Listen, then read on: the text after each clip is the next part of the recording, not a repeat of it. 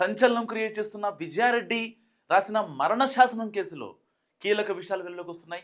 Mystery 6 రోజులు అవుతున్నా విడట్లేదు. So ఇప్పటికే చాలామందిని రైల్వే పోలీసులు విచారించారు.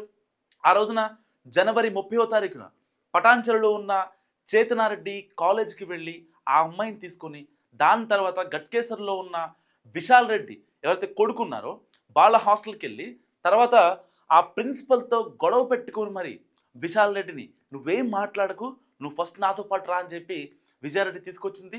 దాని తర్వాత ఇంట్లో ఉన్న ఏదైతే రాఘవేంద్ర నగర్ కాలనీ ఉప్పల్ డిపోకి సంబంధించిన వాళ్ళు అక్కడ స్టే చేస్తున్నారు. సో వాళ్ళ అమ్మ ఎక్కడికి వెళ్తున్నారు అంటే పిల్లల్ని తీసుకొని నేను పార్టీకి వెళ్తున్నా అని చెప్పింది విజయారెడ్డి. దాని తర్వాత 11:30కి మనం ఈ సీసీటీవీ ఫుటేజ్ చూసాం. 11:30కి వీళ్ళు రావడం జరిగింది. దాని తర్వాత వాళ్ళు ప్లాట్ఫామ్ మీదకి వెళ్ళడం జరిగింది. సో ఒక నాలుగో వ్యక్తి కూడా వీళ్ళని ఫాలో అవ్వడం జరిగింది.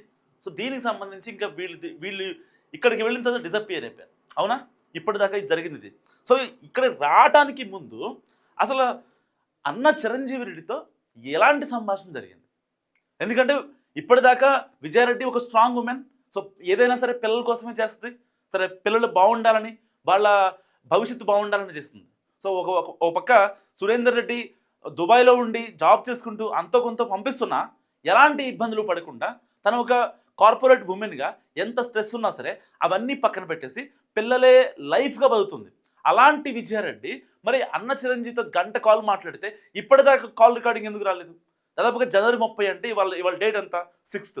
6 రోజులు గడుస్తున్నా వాళ్ళు మరణ శాసనం జరిగి వాళ్ళు విగత జీవులుగా ట్రాక్ పై పడిపోయి ఇప్పటిదాకా కాల్ రికార్డింగ్ ఎందుకు పెట్టి రావట్లేదు? సెల్ ఫోన్ స్వాధీనం చేసుకున్నారు, ల్యాప్టాప్ స్వాధీనం చేసుకున్నారు, అంతా అయిపోయింది కదా. ఇంకా ఎందుకు రావట్లేదు? అసలు రైల్వే పోలీసులు తలుచుకుంటే కాల్ రికార్డింగ్ ఎందుకు రాదు? కొంతమంది ప్రైవేట్